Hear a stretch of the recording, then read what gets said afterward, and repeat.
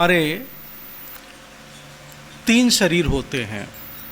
एक जो हमें दिखाई पड़ रहा है, इसको स्थूल शरीर बोलते हैं।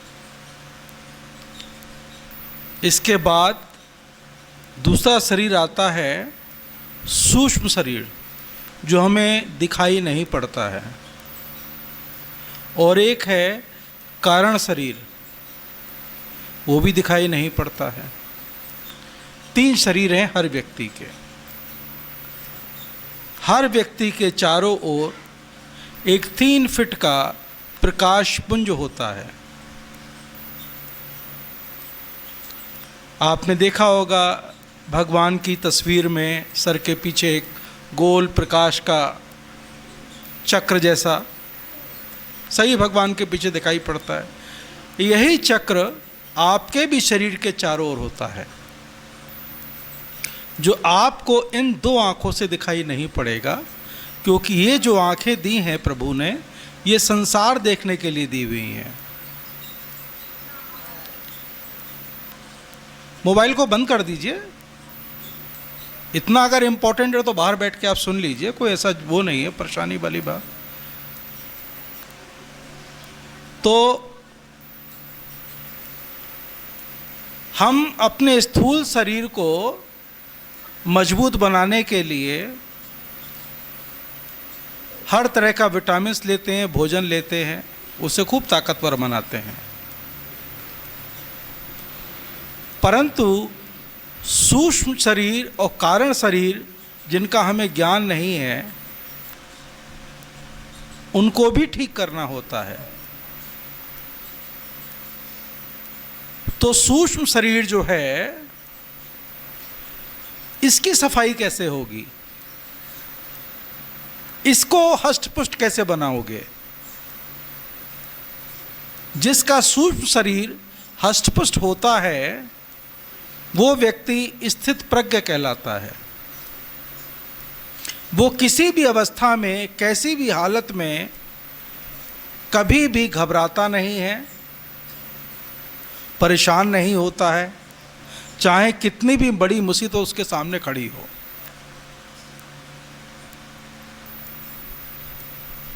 अभी जो हमने साधना की, वो हमने गुरु महाराज को सामने बैठाया, उनके हृदय से उनकी सूक्ष्म आत्मा को, जो प्रकाश के रूप में थी, उसको अपने हृदय में अंदर प्रवेश कराया।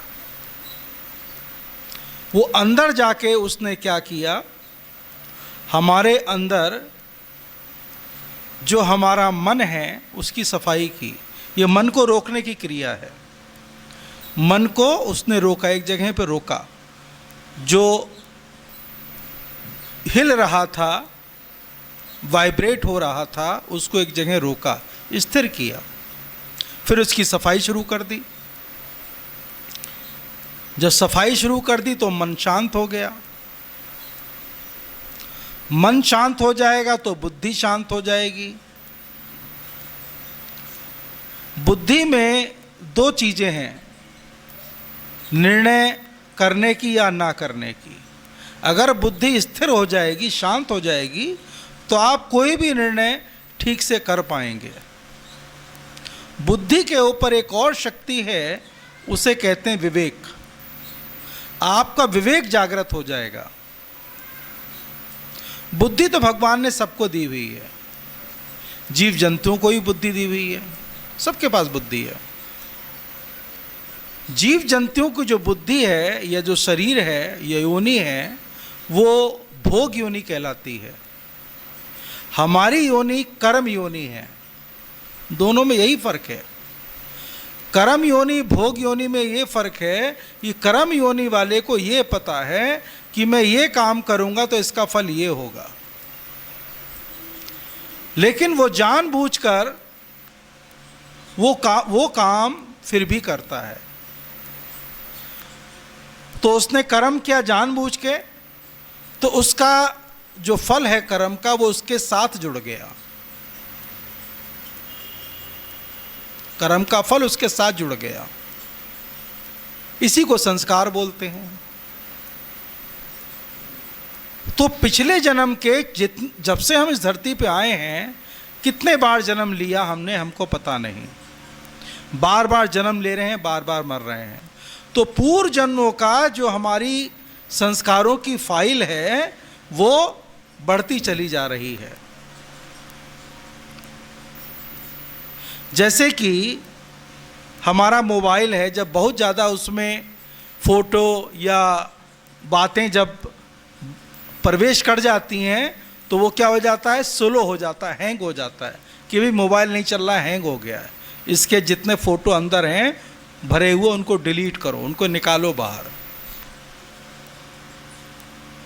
तो ऐसे ही हमारा जो सूक्ष्म शरीर है उसके अंदर पुराने संस्कार भरते चले हुए हैं पिछले जन्मों के। उनकी सफाई कैसे हो? जैसा अभी भाई साहब ने बताया कि ऊपर से तो हम काया साबुन से सबसे धो लेते हैं, कपड़ा मैला है धो लोगे, शरीर धो लोगे, मन को कैसे धोगे? उसी को धोने की ये आंतरिक साधन की क्रिया है। ये करना अगर आपने सीख लिया तो आपका जो पूर्व जन्म का जो संस्कार है वो नष्ट होगा पहले, और इस जन्म का नया संस्कार बनेगा नहीं। तो क्या हो जाएगा, धीरे धीरे जो आपके कर्मों की फाइल है वो जीरो होती चली जाएगी। आपका अंतर पवित्र हो जाएगा, शुद्ध हो जाएगा, कारण शरीर शांति में आप प्रवेश करते चले जाओगे। जैसे उस शरीर में प्रवेश करोगे स्थूल बिल्कुल शांत और अच्छा लगने लगेगा। इसी संसार में रहोगे, उन्हीं लोगों के बीच में रहोगे, वही काम कर रहे होगे, लेकिन उस काम में स्थिरता होगी, चेहरे पर रौनक होगी आपके, कि चाहे आपके संग कुछ भी हो जाए आपको कोई फर्क नहीं पड़ेगा। इसीलिए देखा होगा ना, साधु संतों को मजे में रहते हैं, बहुत शांत रहते हैं। आपने गुरु वशिष्ठ का नाम सुना होगा। गुरु वशिष्ठ जो थे ब्रह्म ऋषि थे, उनके पास कामधेनु नाम की गाय थी, वो जिससे उससे जो मांगते थे वो मिल जाता था। विश्वामित्र ऋषि का नाम सुना होगा। विश्वामित्र ऋषि राजा थे, तो एक बार लड़ाई लड़के यवनों को राक्षसों का वध करके वो वापस आ रहे थे, थके हारे थे। तो रास्ते में वशिष्ठ जी का आश्रम पड़ा। उन्होंने कि यहाँ वशिष्ठ जी का आश्रम है। बोले भाई सेना यहीं विश्राम करेगी। तो वहीं वो विश्राम करने के लिए गए वशिष्ठ जी के आश्रम में। तो वशिष्ठ जी ने कहा कि ठीक है, मैं तुम्हारी सेना के लिए सारा इंतजाम कर देता हूँ, खाने पीने का, रहने का। उन्होंने कि जंगल में ये क्या करेंगे? तो उन्होंने अपनी कामधेनु गाय से कृपा से वहाँ पे उनके लिए तुरंत एक क्षण में बहुत सुंदर इंतजाम, महल खड़ा कर दिया, खाने पीने का प्रबंध कर दिया, सब कुछ कर दिया। अब ये चीज़ देख के राजा जो थे विश्वामित्र, वो तो परेशान हो गए। अरे मैं राजा होकर भी इस जंगल में इतनी जल्दी इतना बड़ा काम नहीं कर सकता, मैं इनके सामने बेकार हूँ। और ये एक कामधेनु गाय क्या शक्ति है, उस शक्ति से उन्होंने इतना बड़ा महल खड़ा कर दिया, इतना सब कुछ कर दिया। तो उन्होंने गुरु वशिष्ठ से कहा कि मुझे ये अपनी कामधेनु गाय दे दो। उन्होंने कहा कि भाई ये मेरे पूरे जीवन का फल है, ये मैं तुम्हें कैसे दे दूँ, यही तो मेरी प्राप्ति है, सिद्धि है। उन्होंने कहा अगर तुम नहीं दोगे तो तुम्हारे मैं एक पुत्र की हत्या कर दूंगा। बोले कर दो। तो विश्वामित्र जी ने उनके एक पुत्र की हत्या कर दी। तो गुरु वशिष्ठ मुस्कुरा रहे थे, उनके चेहरे पे इतनी सी भी सिकन नहीं थी। ऐसा करते करते उन्होंने उनके 100 पुत्र खत्म कर दिए। उनके चेहरे पे बिल्कुल सिकन नहीं। यहाँ कोई थोड़ा सा मुंह से बोल दे तो हम तो भड़क उठेंगे, लाठी उठा लेंगे, डंडा उठा लेंगे, लेकिन वो कुछ नहीं बोले। क्यों? क्योंकि गुरु वशिष्ठ किस स्थिति में थे? ब्रह्म ऋषि की स्थिति में थे। उनको भविष्य मालूम था कि जो ये मेरे बच्चों की हत्या कर रहा है आगे चल के ये संसार का बहुत बड़ा उपकार करेगा, एक दिन बहुत बड़ा ऋषि बनेगा ये। तो वो शक्ति उनको कहां से मिली? वो स्थित प्रज्ञ अवस्था में थे, क्योंकि उनका स्थूल सूक्ष्म कारण, वो उस कारण महाकरण अवस्था में बैठे हुए थे, उनको कुछ फर्क नहीं पड़ता था यहाँ से कोई व्यक्ति मरा या जिंदा हुआ, उनको कुछ फर्क नहीं पड़ता है, बिल्कुल शांत अवस्था में थे। फिर उनके पुत्र ने कहा, बड़े पुत्र ने, कि साहब ये अपने 100 पुत्रों की हत्या कर दी, मैं 1 मिनट में इनकी पूरी सेना नष्ट कर सकता हूँ। उन्हें कि नहीं बेटा, कुछ मत करना, ये आगे चलकर बहुत बड़ा काम करेगा, ये विश्वामित्र बनेगा। उनका नाम कुछ और था, बाद में उनका नाम विश्वामित्र रखा गया। उन्हीं विश्वामित्र जी ने राजपाट छोड़कर वो कामधेनु शक्ति और कल्पवृक्ष शक्ति की खोज में लग गए। 2 शक्तियाँ अपने शास्त्रों में आती हैं, एक कामधेनु गाय और एक कल्पवृक्ष पेड़। कामधेनु गाय के ऊपर एक शक्ति और है कल्पवृक्ष पेड़, यानी कल्पना शक्ति, इमेजिनेशन पावर। आप जो ख्याल करेंगे वो चीज़ बन के तैयार हो जाएगी आपके सामने। आपको शायद लग रहा हो ये झूठ है, ये सच है, ऐसा होता है, ठीक है। विश्वामित्र ऋषि के पास ये दोनों शक्तियाँ थीं। जो भैंस जिसको हम चराते हैं, ये उन्हीं विश्वामित्र ने बनाई थी। ये गेहूँ उन्हीं की बनाई हुई चीज़ है, नारियल उन्हीं की बनाई हुई चीज़ है। उन्होंने तो ब्रह्मा जी से लड़ाई लड़ी कि मैं अलग दुनिया बना दूंगा। विश्वामित्र शक्तिशाली थे। ये जो आप साधना कर रहे हैं, ये साधना भी विश्वामित्र जी के द्वारा ही बताई गई है। ये गायत्री मंत्र की साधना है जो आप और हम कर रहे हैं। ये उन्हीं विश्वामित्र जी ने इसकी खोज की थी। वही विश्वामित्र जी ऋषि ब्रह्म ऋषि होना चाहते थे, तो गुरु वशिष्ठ जो थे वो जिसको कह देंगे ब्रह्म ऋषि हो जाओ, वही होगा, नहीं तो नहीं होगा। लेकिन वो उनको ब्रह्म ऋषि नहीं कह रहे थे, उनके अंदर अहंकार था, ईगो था, वो अहंकार नष्ट नहीं हो रहा था। तो वो अहंकार जब नष्ट हुआ उनका, और जब उनके चरणों में गिरे गुरु वशिष्ठ को, लंबी कहानी हो जाएगी, तो उन्होंने कहा कि जाओ ब्रह्म ऋषि भव, तब वो ब्रह्म ऋषि हुए।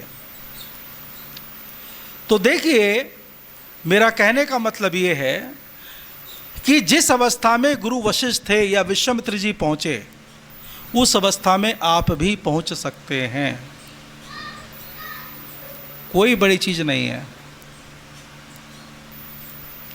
हमारे गुरु महाराज जिनका फोटो लगा हुआ है, इन्होंने कहा आज हमारे सत्संग में दोनों विद्याएं मौजूद हैं, कामधेनु शक्ति भी और कल्पवृक्ष शक्ति भी। दोनों ही विद्याओं के जानकार हमारे सत्संग में मौजूद हैं। ये उनका कहना था। वो कहते, उन्होंने लिखा है, जो विद्या किसी जमाने में ऋषि भारद्वाज और गुरु वशिष्ठ के पास थी, वो विद्या हमारे पास ही मौजूद है। यही जो ध्यान की क्रिया आपको बताई गई है, यही ध्यान की क्रिया करके आप ये दोनों विद्या प्राप्त कर सकते हैं। मैं सत्संग में किस तरह से आया, मेरी भी कहानी कुछ ऐसे ही है। मैंने भी गुरु महाराज साहब की साधना का अनुभव एक पुस्तक है, उसका अध्याय नंबर 3 मैंने पढ़ा। उसमें कुछ विद्याओं का जिक्र था, बाण विद्या का गुरु महाराज साहब ने लिखा था। आपने सुना होगा, बाण विद्या होती है कि हवा में चला दो, आग लग जाती है, बारिश हो जाती है। हमने कहा भाई हम भी सीखेंगे। तो हम इंटर पास किए, तो हमको भी जोश आ गया, हम ध्यान लगाने लगे। तो बाण विद्या तो साइड में हो गई, लेकिन जो अंदर जो चीज़ बदलाव हुआ शरीर में, जब स्थूल से सूक्ष्म शरीर में गए और जब अंदर बदलाव होना शुरू हुआ, तो हमको लगा कि ये बाण विद्या, ये जो शक्तियां हैं, ये तो छोटी चीज़ है, ये बहुत छोटी चीज़ है। लोग इनको बहुत बड़ा मानते हैं। इससे भी ऊंची शक्ति मौजूद है। आप जब ध्यान करेंगे, जब उस अवस्था में जाएंगे, तो इन शक्तियों का इस्तेमाल की बात ही नहीं आएगी, बल्कि केवल ख्याल मात्र से, आपके सोचने मात्र से कुछ भी कार्य हो सकता है। केवल सोचने मात्र से आप ख्याल कीजिए, कार्य हो जाएगा। आप सोचिए, वो कार्य हो जाएगा। सिद्धावस्था आ जाती है। ये चीज़ हमारे यहाँ लोगों पे है, लेकिन इसका उपयोग करने के लिए हमारे गुरु महाराज साहब ने मना किया है। इसका उपयोग मत करना कभी भी। कारण ये, अगर तुम खेल तमाशे करोगे तो लोग तुम्हारे पास संसार मांगने के लिए आएंगे। उस परम पिता परमेश्वर का ज्ञान प्राप्त करने के लिए नहीं आएंगे। केवल ये विद्या उसी को देना जो उस परम तत्व का दर्शन करना चाहता है या उससे मिलना चाहता है, जो यहाँ से निकलना चाहता है। आप कितने बड़े जादूगर बन जाएं, कितने बड़े बारी चमत्कारी बाबा बन जाएं, कुछ फर्क नहीं पड़ता। आपको छोड़ना एक दिन संसार ही है। अगर आप ये ज़्यादा चमत्कार और ये सब दिखाओगे तो इस संसार में ही फंस जाओगे। हमारे यहाँ संसार में, हिंदू धर्म में एक बहुत बड़ी कमी है कि हम अक्सर उन बाबाओं के पीछे भागते हैं जिनके बारे में सुना होता है कि भाई अमुक बाबा पानी फूंक के दे देते हैं तो ये रोग ठीक हो जाता है, फलाना रोग ठीक हो जाता है, ऐसा होता है, वैसा होता है, और सब भागते फिरते हैं। हजारों की भीड़ है, चाहे वो झूठ बोल रहा हो। हम उसको कभी खुद पे इस्तेमाल करके नहीं देखते हैं। हमारे यहाँ हमारे गुरु महाराज साहब ने कहा, तुम प्रैक्टिकल बनो। भगवान ने तुम्हें 2 कान, आँख, नाक, मुंह, सोचने के लिए दिमाग, हाथ पैर दिए हैं। तुम इसका प्रैक्टिकल इस्तेमाल करो। मैं अपने साथ की घटना बताता हूँ। मैं एक बार गुरु महाराज के पास, अपने बाबूजी गुरु महाराज के एक परम शिष्य हुए जगन्नाथ प्रसाद जी महाराज कलकत्ता में, मैं उनके पास, मैं कलकत्ता में पढ़ाई कर रहा था, मर्चेंट नेवी का एग्ज़ाम दे रहा था, तो मैं वहीं पे रह रहा था। तो उनके पास में रोज़ आता जाता था यही विद्या सीखने के लिए। तो उन्होंने देखा एक दिन ओम प्रकाश बहुत उदास बैठा है। उनको, ओम प्रकाश इतने उदास क्यों हो? तो मैंने कहा, बाबूजी मेरा एक एग्ज़ाम है, अगर वो क्लियर हो जाएगा तो आगे के एग्ज़ाम में मैं जाऊंगा, क्योंकि उसमें टोटल 14 पेपर पास करने थे मुझे, और परिवार भी था, जहाज़ पे नहीं जा रहा था, पैसे की कमाई जीरो थी, इनकम जीरो थी, घर के खर्चे थे, सब कुछ था, गृहस्थी का पूरा बोझा था। तो बोले, परेशान क्यों होते हो, गुरु महाराज है ना। हमने कहा ठीक है भाई। हमको तो आशा नहीं थी कि भाई गुरु महाराज, हमारे तो चमत्कार दिखाना मना है, आशा नहीं थी कि भाई कुछ होता भी होगा, लेकिन उन्होंने विश्वास जमाने के लिए कि हाँ गुरु शक्ति कार्य करती है, बोले गुरु महाराज कृपा करेंगे। आप विश्वास नहीं करें, वो एग्ज़ाम का पर्चा मेरे रात्रि को सपने में खुल गया मेरे सामने कि एग्ज़ाम में ये पर्चा आएगा। मैं उसी समय उठा, मैंने देखा, मुझे पूरा पेपर याद था। वो दूसरे दिन गया, वही एग्ज़ाम का पर्चा मेरे सामने था, तो मेरी आंखों में आंसू आ गए। मेरे गुरु महाराज ऐसे भी कृपा करते हैं विश्वास दिलाने के लिए। हमारे सत्संग में लोग, बहुत सारे लोग आते हैं। कुछ लोग संसार की इच्छाएं लेकर आते हैं कि साहब मेरा ये काम हो जाए तो मैं मानूं। गुरु महाराज साहब कहते हैं ऐसा नहीं है कि गुरु महाराज साहब तुम्हारा काम नहीं करेंगे, वो तुम्हारा काम करेंगे। गुरु अपनी कृपा दिखाने के लिए, अपनी विश्वास जमाने के लिए लोगों को ऊपर कृपा करते हैं, उनको कुछ ना कुछ देते जरूर हैं। लेकिन अगर कोई व्यक्ति बार बार उनसे संसार मांगता रहे तो वो उससे अपनी दूरी बना लेते हैं कि भाई ये तो मुझे नहीं मांग रहा है, संसार मांग रहा है।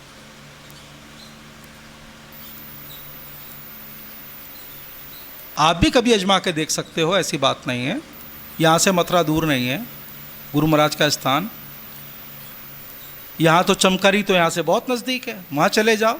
वहाँ पे आज हम लोग गए थे, ध्यान लगा कर आए। बड़ा अच्छा सत्संग स्थल बना हुआ है, वहाँ पर बैठिए, ध्यान लगाइए, यही क्रिया कीजिए। तो देखो, वो गुरु आपको चाहता है कि संसार में किसी भी तरह से मत फंसो, यहाँ से बाहर निकलो। एक बार की घटना है, मैं अपने गुरुजी कलकत्ता वाले बाबूजी के पास बैठा था, तो यही चमत्कार की बात मैं उनसे करने लगा। मैं साहब फलाने बाबा बहुत चमत्कार दिखाते हैं, उनके यहाँ बहुत भीड़ है, बहुत भीड़ है। तो वो मुस्कुराए और धीरे से बोले, ओम प्रकाश ये जो चमत्कार दिखाते हैं बाबा, ये करते क्या हैं? ये तुम्हें संसार में ही तो फंसाते हैं। मुझे कोई एक ऐसा उदाहरण दो कि अमुक बाबा ने किसी व्यक्ति को संसार से मुक्त किया हो। मैं चुप हो गया। वास्तव में ऐसा कोई व्यक्ति नहीं था। असली चमत्कार तो यह है कि आपको इस संसार से मुक्त करके कोई दिखाए, यहां से निकाल कर बाहर दिखाए।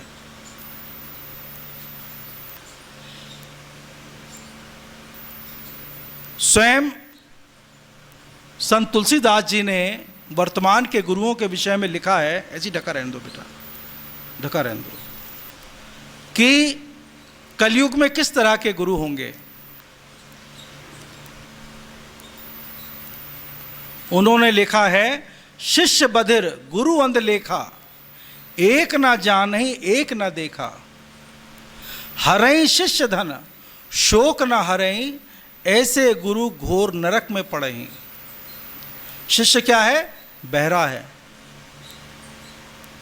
गुरु अंधा है। वो कहता है ना, भगवान को देखा है, मैं तुम्हें दिखा दूंगा। शिष्य बधिर गुरु अंध लेखा, एक ना जाने एक ना देना। एक को पता नहीं है और उसने देखा भी नहीं है, और दावा करता है तो परमात्मा को दिखा दूंगा। हरे शिष्य धन, उसकी नजर ऐसे शिष्य पे रहती है जो मालदार हो। कितना धनवान है, कितना पैसा है इसके पास, उसका पैसा मैं कैसे ठगूं, कैसे हरूं। जो बाबा कल तक पैदल चला करते थे, साइकिलों पर चला करते थे, आज उनके पास हवाई जहाज, गाड़ियां, सब कुछ हैं। हरे शिष्य धन शोक ना हरे, ऐसे गुरु घोर नरक में पड़े हो। वो गुरु खुद भी फंस रहा है, तुम्हें भी फंसा रहा है, घोर नरक में तुम्हें भी डाल रहा है। सच्चा गुरु कैसा होता है? गुरु ऐसा चाहिए जो शिष्य से कछु ना ले, और शिष्य ऐसा चाहिए जो गुरु को सब कुछ दे। आप स्वयं को गुरु के लिए निछावर कर दीजिए, वो आपसे 1 रुपये की जब डिमांड नहीं करेगा। सच्चा गुरु वो होता है, 1 रुपये की डिमांड नहीं करेगा वो आपसे। उसे पैसा नहीं चाहिए, प्लीज साहब पैसा मत दो मुझे। वो ये चाहता है तुम अपने आप को किस दिन मुझे समर्पित करोगे, मैं उस दिन का इंतजार कर रहा हूं। जैसे एक उदाहरण है, जब महाभारत का युद्ध हो रहा था तो दुर्योधन और अर्जुन दोनों ही भगवान कृष्ण के पास सहायता मांगने गए। तो अर्जुन बाद में पहुंचे, दुर्योधन पहले पहुंच गया, उनके सर के पास बैठ गया कि ये जगेंगे तुरंत मैं इनको पकड़ लूँगा।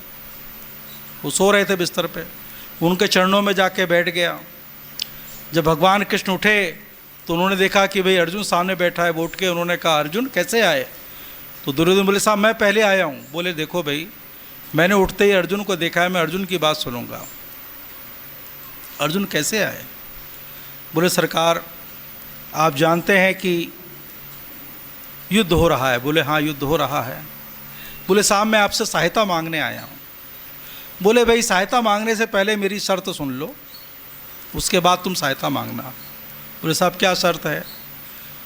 बोले, पहली बात तो मैं युद्ध लड़ूंगा तो एक तरफ तो मैं अकेला खड़ा हूँ, एक तरफ मेरी पूरी सेना है। दूसरी शर्त, मुझे हथियार उठाने का ऑर्डर नहीं है। मैं अपना जो सुदर्शन चक्र है वो उठा नहीं सकता हूँ, उससे मैं लड़ नहीं सकता।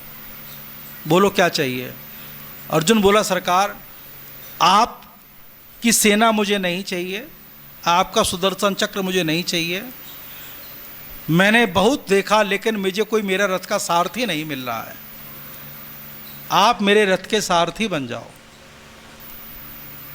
दुर्योधन बड़ा खुश हुआ। बोले, मैं क्या करूंगा इनका? बोले, सरकार ठीक है, हो गया फैसला, मुझे आप अपनी पूरी सेना दे दो। बोले, ले जा भैया अपनी पूरी सेना। तो भगवान कृष्ण की सेना छोटी मोटी नहीं थी, यदुवंश की सेना थी, विशाल सेना। उन्होंने दुर्योधन को दे दी। थे तो सब उनके रिश्तेदारी। वो रथ के सारथी बन गए। अब देखिए, हम लोग जब मंदिर में जाते हैं तो क्या बन के जाते हैं? दुर्योधन बन के जाते हैं, अर्जुन बन के जाते हैं? खुद सोचो। 100% दुर्योधन बन के जाते हैं। किसी ने कहा, हे कृष्ण कन्हैया तू मेरा हो जा मैं तेरा हो जाऊं। किसी ने कहा, लो लड्डू गोपाल को आजकल साथ में ले जाने का बड़ा एक फैशन चल रहा है, उसको स्कूल में ही पढ़ा रहे हैं और हवाई जहाज़ में भी सीट बुक हो रही है कि अब मेरे लड्डू गोपाल बीमार हो गए, डॉक्टर भी आ रहा है चेक करने, बहुत कुछ हो रहा है। उसको बाहर तो बैठाया, अंदर बैठाया कभी? हमारी धर्मपत्नी बैठी हुई हैं यहाँ पर, मुस्कुरा रही हैं। वो 15 साल तक लड्डू गोपाल की सेवा करती रही, 15 साल। हम ध्यान लगाते थे तो वो दूर से कहती थी, सुनो जी मुझे टाइम लगेगा, आप तो नहा धो के बैठे हो, लड्डू गोपाल को नहला देना, उन्हें कपड़े पहना देना। तो मैं भी उनके लड्डू गोपाल को नहला देता था, कपड़ा पहना देता था कि भैया कौन पंगा ले। ठीक है, पहना दिया, उनको भोग लगा दिया, उन्होंने खाना बना दिया, हम अपने ध्यान में लगे रहे। तो हमसे बोली, आँख मीच के कौन सी पूजा करते हो? ये कोई पूजा थोड़ी ही है। जब तक ज़ोर से घंटी ना बजे, जब तक ज़ोर ज़ोर से भजन ना हो, ये हनुमान चालीसा, दुर्गा चालीसा, पता नहीं जितने चालीसा थे सब पढ़ती थी, कुछ नहीं छूटता था इनसे। शादी के 15 साल हो गए। एक दिन क्या कृपा हुई पता नहीं, सूरज पश्चिम से निकलना था, इनका उदय होना था, हृदय में जागरण, वो दिया जलना था। हमसे बोली कि हम भी मथुरा चलेंगे आपके संग भंडारे में, महाशिवरात्रि को भंडारा होता है। हमने कि चलो भाई। तो रात के 9 बजे उन्होंने कहा, हम ट्रेन पकड़ने वाले थे बरेली से। हमने कहा ठीक है, अब हम कल सुबह जाएंगे। तुम्हारी बेटी को बुखार था, बड़ी बेटी को, छोटी सी थी, तो हमने कहा डॉक्टर को दवाई लेकर आए उसी समय। सुबह 6 बजे की ट्रेन हमने पकड़ी, मथुरा पहुँचे। तो हमको इतनी भीड़, सारे धर्मशालाएं, होटल सब बुक थे, कोई जगह नहीं मिली कहीं।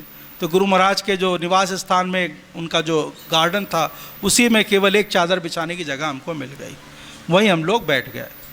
बेटी बुखार होता था तो वहीं पे डॉक्टर बैठता है सत्संग में, उनको दिखाई आती थी, वो अपने वहीं पड़ी रहती थी। हमने इनको गुरु महाराज साहब के सामने, परम पूज्य हेम भाई साहब गुरु गद्दी पे थे, तो उनके सामने हमने बैठा दिया। ध्यान हुआ, यही ध्यान जो हम और आप कर रहे हैं। ध्यान होने के बाद ये फूट फूट के रोती रहीं। हमने क्या हो गया? बोली मैंने अपनी ज़िंदगी के 15 साल बर्बाद कर दिए। जो आप कर रहे थे वो आपने मुझे बताया क्यों नहीं कि इसमें इतना आनंद है। मैंने कहा देखो, तुम्हारी जो पूजा कर रही थी वो अभी बाकी थी, ख़त्म हो जाएगी तब तुम्हें चीज़ समझ में आ जाएगी। तुम्हारा विवाह तो मेरे से इसीलिए हुआ कि तुमको सत्संग में आना था। हालांकि जिस परिवार से आई उस परिवार के लोग भी सत्संग में थे, उन्होंने बहुत प्रयास किया कि वहाँ दीक्षा मिल जाए या जो कुछ भी है पूजा हो जाए तो मैं भी पूजा शुरू कर। उनको वहाँ मिली नहीं, वहाँ कोशिश की उन्होंने, हुआ नहीं, क्योंकि इनको यहाँ जुड़ना था।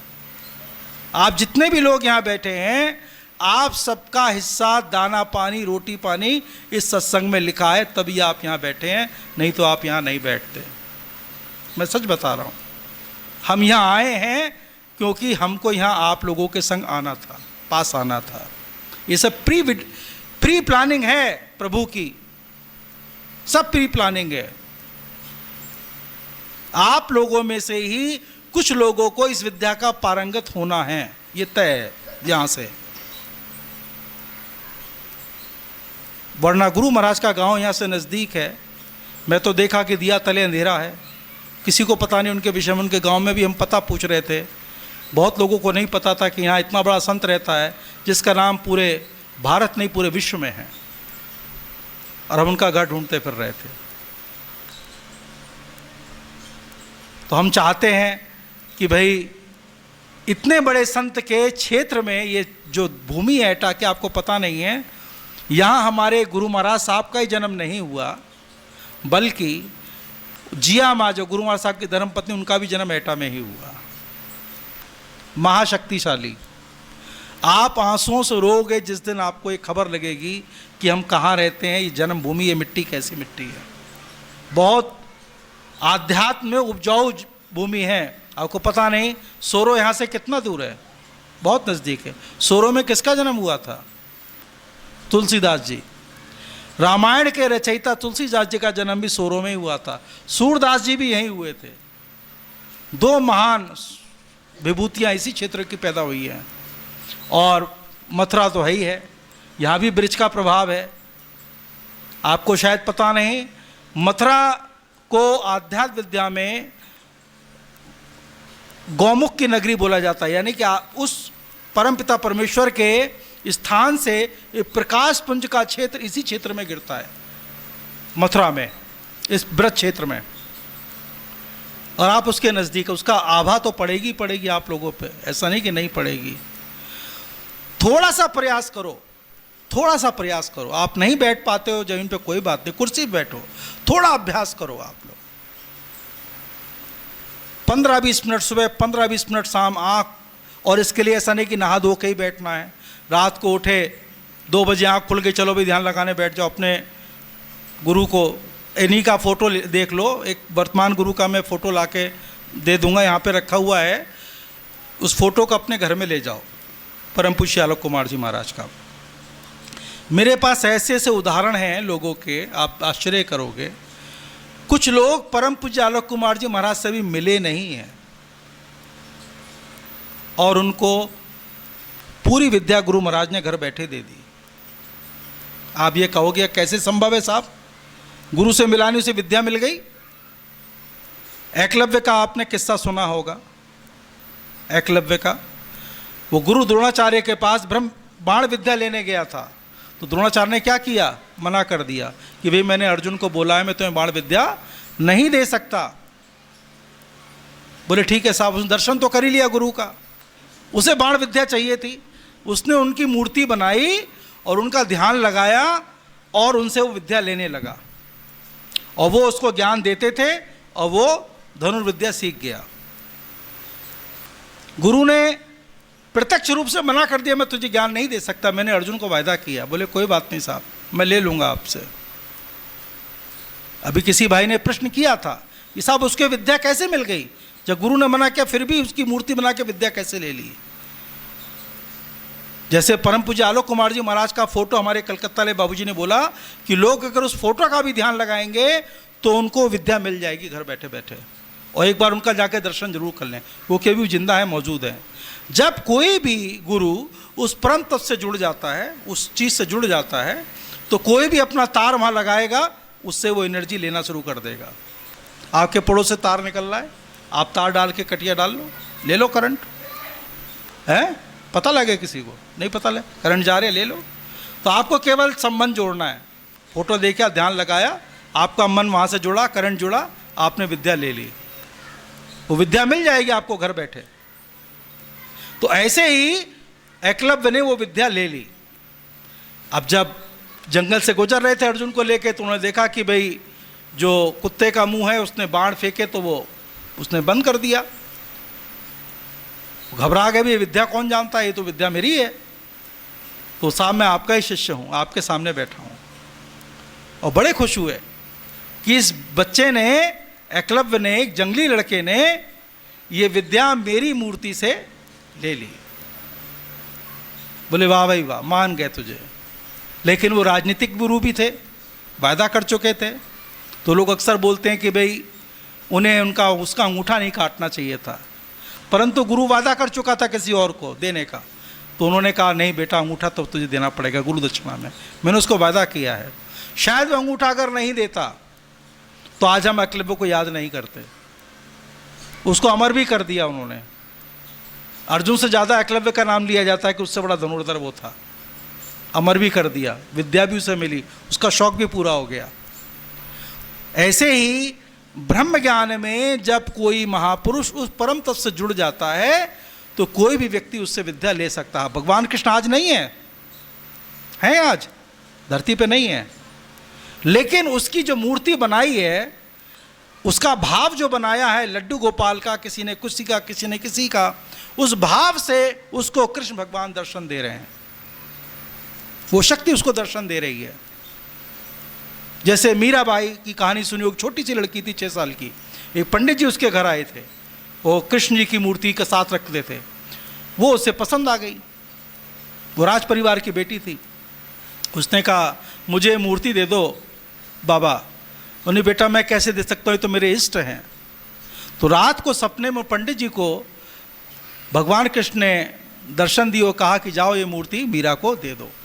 सुबह जाके उनको दे। बोले बेटा कृष्ण भगवान ने कहा कि मैं तुझे दे दूं, तो उसको पति मानने लगी और इतना प्रेम हो गया उस मूर्ति से कि वो उससे बात करती थी। शादी हो गई, विवाह हो गया। अपने पति राजा भोज से उसने कहा कि सुनिए जी, आप मेरे पति शरीर के जरूर हैं, संसार के, लेकिन मैंने पति भगवान कृष्ण को माना, ये मेरे पति हैं। बोले ठीक है। तो उनके पति ने उनको छुआ नहीं। थोड़ी देर उनके पति की डेथ हो गई, कोई बात नहीं। वो अपने मीरा को ही कहती थी, मेरे तो गिरधर गोपाल दूसरो ना कोई, यही तो गाती थी भजन। तो किसी ने उनसे कहा कि हे मीरा, जिस कृष्ण की तुम उपासना करती हो ये भगवान नहीं है। भगवान कहाँ है? बोले गुरु के पास है, गुरु बताएगा। जबकि चमत्कार होते थे। तो गुरु संत रविदास के पास गई तो संत रविदास ने कहा कि हे मीरा, जिस कृष्ण की तुम पूजा करती हो ये भगवान नहीं है। तब उसे भगवान संत रविदास ने, वो जो थे, उन्होंने उनको ज्ञान दिया। तो वो मीरा भजन गाने लगी, पायो जी मैंने राम रतन धन पायो। ठीक है। अब वो कौन से राम? एक राम दशरथ का डोले, एक राम कण कण में बोले, एक राम जिसका सकल पसारा, एक राम जग से न्यारा। वो जग से न्यारा राम जो सर्वत्र व्याप्त शक्ति है, रम रहा है राम, वो शक्ति के उसे दर्शन हो गए। जिस किसी देवी देवता की आप पूजा कर रहे हो, राम की करो, कृष्ण की करो, किसी की भी करो, एक निष्ठ होकर करो, किसी एक की करो। और गुरु मिल जाए तो गुरु की पहले करो, क्योंकि गुरु मिल गया आखिर में जाना गुरु के पास ही पड़ेगा। मीरा भी गई, रामकृष्ण परमहंस भी गए, सब गए, राम भी गए, कृष्ण भी गए, सब गुरु के पास गए उस ब्रह्म ज्ञान को प्राप्त करने के लिए। तुम्हें भी गुरु के पास आना पड़ेगा। गुरु मिला तब जानिए मिटे मोह संताप। आपका मोह और संताप गुरु के मिलने पर ही मिटेगा, नहीं तो नहीं मिटेगा। गुरु की बहुत बड़ी भाषा है, बहुत बड़ी परिभाषा है। इसलिए गुरु को जीवन में लेकर आइए। पहले ये सत्संग जिस महान गुरु का है, उसी के दरबार में हम बैठे हैं।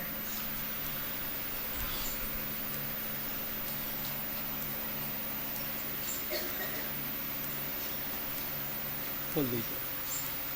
2 मिनट नेत्र बंद करके ऐसा ख्याल करें, गुरु महाराज साहब की शांति और आनंददायी शक्ति इस नैवेद्य के कण कण में प्रवेश कर रही है। साथ ही साथ वो शक्ति हम सब के अंदर ही प्रवेश कर रही है। 2 मिनट नेत्र बंद करके इसको अर्पित करें।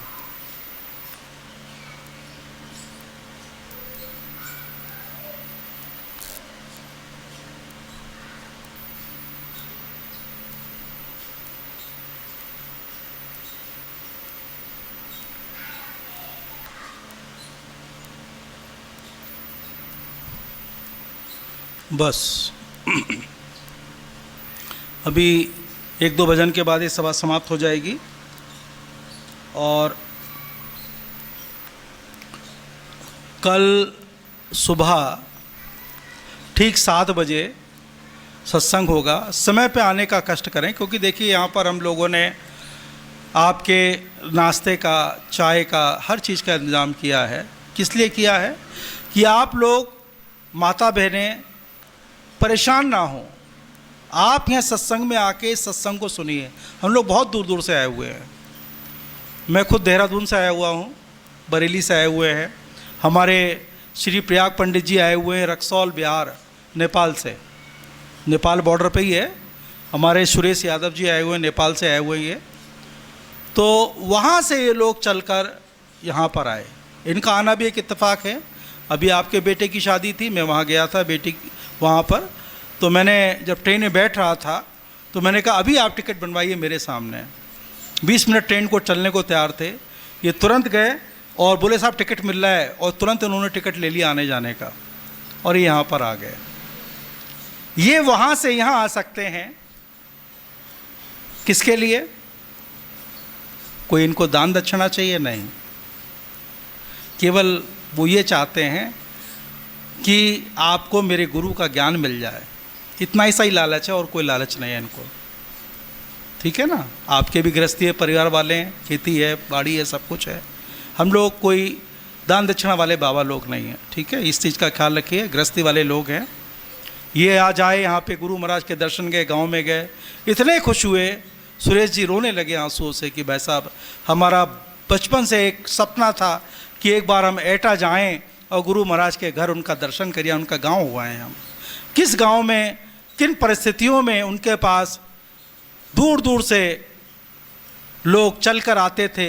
लोग कासगंज से 40 किलोमीटर पैदल चलकर उनके गांव जाते थे, सर पे बिस्तरबंद लाद के। आप विश्वास नहीं करेंगे कितना कष्ट था। तो लोग इस विद्या को सीखने चाहते थे। आज उस विद्या को सिखाने के लिए हम आपके घर पे आए हुए हैं और हम अपना घर छोड़ने को तैयार नहीं है समय पे। साहब टाइम नहीं है। एक दिन ऐसे ही प्रभु की तरफ से बुलावा आएगा, तब आप कहना साहब टाइम नहीं है मेरे पास। बोले अच्छा? बोले मेरे पास भी टाइम नहीं, चलो। एक क्षण लगेगा। इसलिए कल करे सो आज कर, आज करे सो अब, पल में परलय होएगी बहुरी करे को कब। ये काम तुमको करना ही करना है यहाँ से निकलने का। आज कर लो, अभी कर लो, नहीं तो करना तो है ही है। समय का नष्ट मत करो। ये श्वास जो है ना, सांसों की माला, ठीक है, ये खत्म हो जाएगी। जब तक है इसको रो। ऐसा ना हो जैसा धर्म पत्नी को आंखों में आंसू आए, रोई वो कि मैंने अपने ज़िंदगी के 15 साल बर्बाद कर दिए। इसको प्रसाद को दो। तो आप 15 साल बर्बाद मत करो अपने जीवन के। जो समय आपको मिला है इसका उपयोग करो, ठीक है। भजन लगा दो। किसी को भजन सुबह गा रही थी, कहाँ है बहन जी?